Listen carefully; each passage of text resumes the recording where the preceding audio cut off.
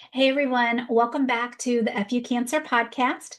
Joining us today is Alison Meagher, an experienced exercise physiologist and registered dietitian, board certified in oncology nutrition.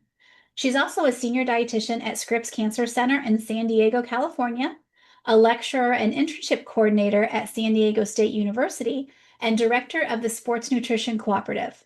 In this episode, we'll be discussing nutrition and exercise tips specifically designed for caregivers, helping them stay strong, energized, and resilient as they support the ones they love. Allison, thanks for listening to the FU Cancer podcast. My name is Christina Rollins. I'm a dietitian, mom, and wife to a pretty awesome cancer survivor. We said FU to cancer nearly 25 years ago and are still going strong. I'm excited to share the FU Cancer movement, where we are a community of survivors, fighters, caregivers, and advocates, connecting our shared experiences, passion, and determination to live a holistic and well-balanced life. Stay tuned, because we've got a lot to talk about. They love. Allison, thank you so much for joining us today on the podcast. No, thank you for having me. I'm excited to be here. So we know that caregivers often juggle like a million different tasks, and sometimes, unfortunately, will neglect their own health in the process. So from your experience, what are some of the biggest nutrition challenges that a caregiver faces?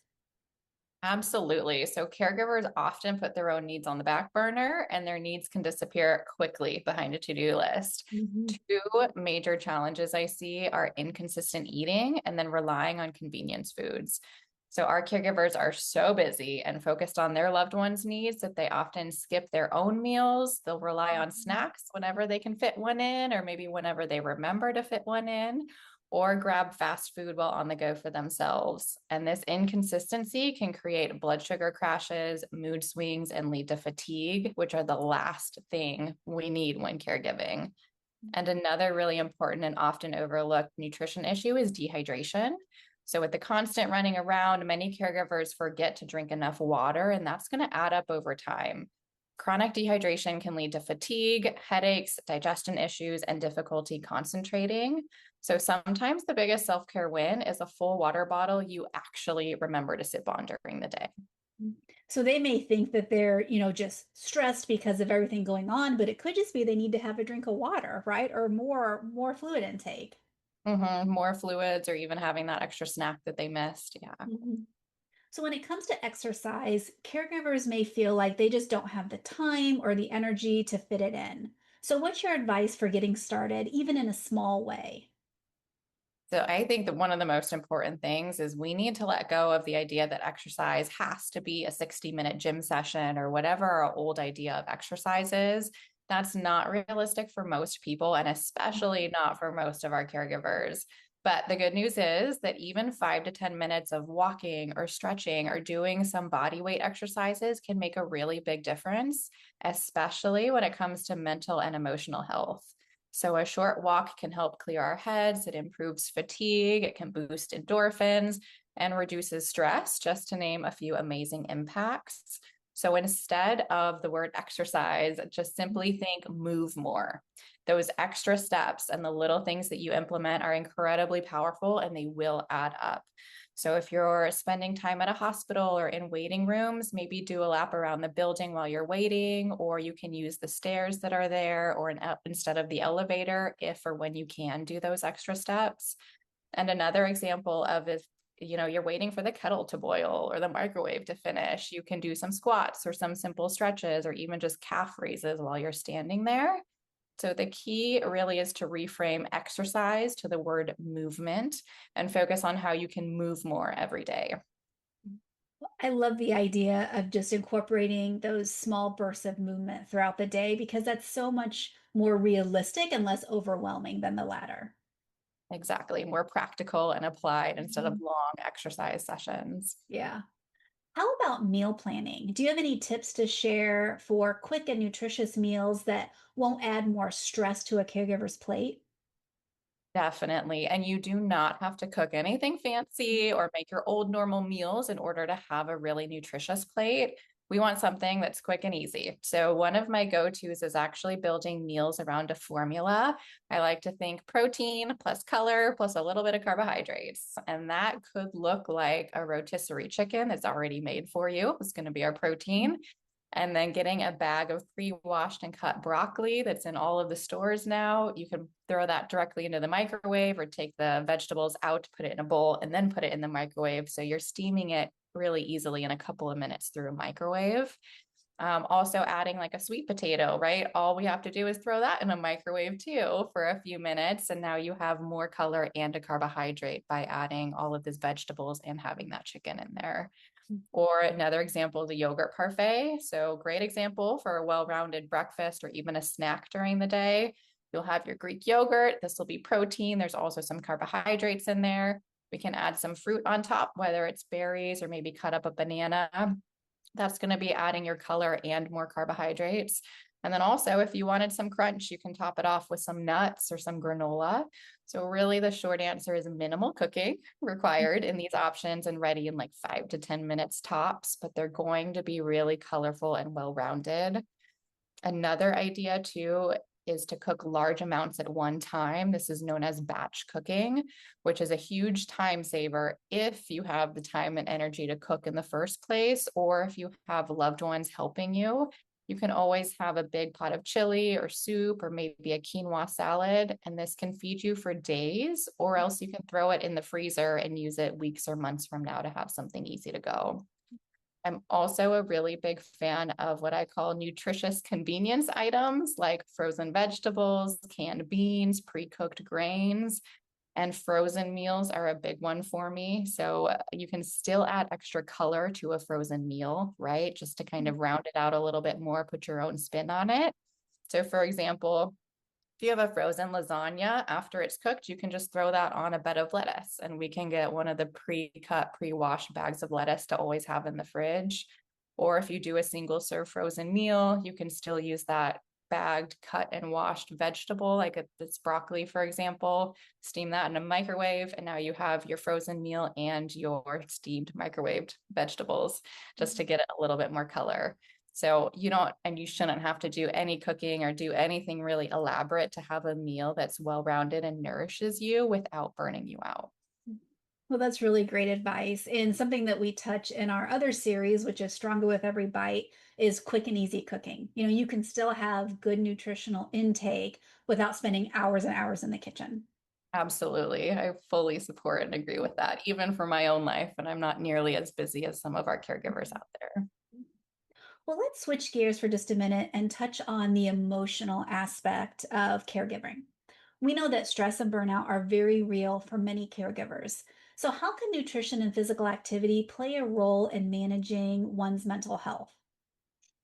Yeah, so what I probably see the most often is guilt from caregivers prioritizing themselves, even if logically they know it's really important. But do know that taking even 5 minutes to eat a real lunch is not selfish, it's strategic. And what we eat is going to influence how we feel. So, having meals and snacks that are really balanced with the protein, the color, the little bit of carbohydrates, it's going to help improve our mood and energy levels. And your health is part of your loved one's care plan too. And exercise is equally important. So, physical activity, or again, moving more, is going to increase endorphins and improve sleep.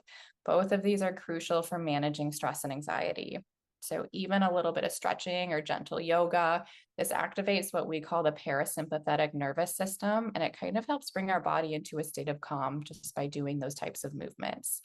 So it's the small, tiny habits that you try to do every day purposefully and intentionally for yourself that should remind you that I matter too. Are there any red flags, either physical or emotional, that signal a caregiver that they might need to refocus on their own well-being, at least in a temporary state?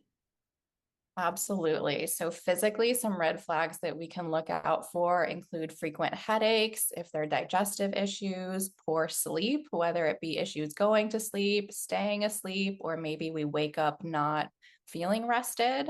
If you're getting sick often, or if there are sudden weight changes, whether it's gaining or losing weight. And then emotionally, we can look out for things like irritability or feeling like you're constantly on the verge of tears, persistent fatigue, trouble getting out of bed, or feeling disconnected from the things you enjoy. And from a nutritional standpoint, a big one is if you find yourself forgetting to eat or if you're losing track of time entirely, this is a sign that your needs are being pushed too far down the list. And many caregivers often ignore or they downplay these signs until they reach a breaking point. And your health matters just as much as the person you're caring for. So, Alison, for caregivers who are listening and thinking they know they should take care of themselves, they know it's time, but they just don't have the time to do it, what would you say to them? Ooh, I'd say you're not alone in feeling that way. And I think caregiving is one of the hardest and most unacknowledged jobs out there. But here's the truth. You can't pour from an empty cup. Mhm. Self-care is not indulgent and it's not you being selfish, it's essential. So even 5 minutes of intentionally doing something for yourself counts, and it could even make you a better and more present caregiver.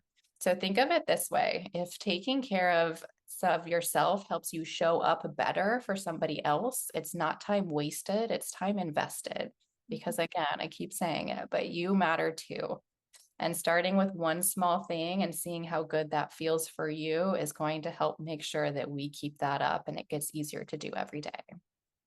Well, before we wrap up, can you share a simple self-care routine, maybe your like top 2 or 3 tips that a caregiver can implement starting today? Yes. So I've got a ton of ideas, but just to mention 2 or 3 today, one of my top favorites is to have well-rounded snacks ready to go, Mhm. especially with these busy schedules and to-do lists. If there's no time to have a meal, snacks are just going to have to do. But you want to keep it simple. We want to have nutrient-dense snacks on hand in order to avoid those energy crashes or going long periods without having food. So again, aiming for a combo as simple as protein plus color. It's going to help you stay full and focused. And examples of this could be an apple and peanut butter or Greek yogurt and berries. My personal top favorite snack to keep with you at all times is trail mix. So it's Mhm. non-perishable. We can have it in our purses, in our car, next to the couch, right? Something that's just always ready to go in case we do need to grab something. Mhm. And then often overlooked, like previously said, is a focus on hydration. So dehydration can mimic fatigue and mood swings, which are the last thing caregivers need. So for example, you could start your day with a glass of water, like before touching the coffee, before opening your emails, before starting caregiver duties.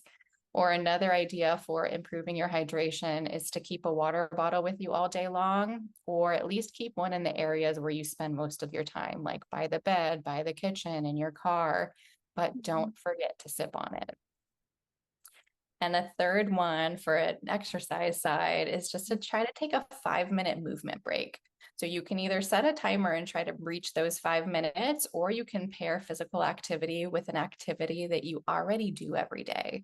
For example, you can stretch when the shower is warming up, or you can do some squats while you're brushing your teeth, or walking while you're waiting for a prescription to be filled, right? Our movement is going to improve energy and mood, and it doesn't have to be time consuming or planned in advance. And remember that it's the little things that will add up. So find the little thing that's doable for you, like adding extra steps or making sure you take that water bottle with you. And over time, it's going to make a really positive difference. Alison, thank you so much for being with us here tonight and for really reminding us that supporting a loved one really starts with supporting ourselves. So thank you for all of this information. Of course, thank you for doing this podcast and spreading awareness. And to our listeners, whether you're a patient, a caregiver, or just someone trying to navigate life during a cancer journey, remember that you matter too. We invite you to visit our website at fucancer.health for more resources, support, and tips to help you and those you care for live well during cancer. Until next time, I'm Christina Rollins. Thanks for listening.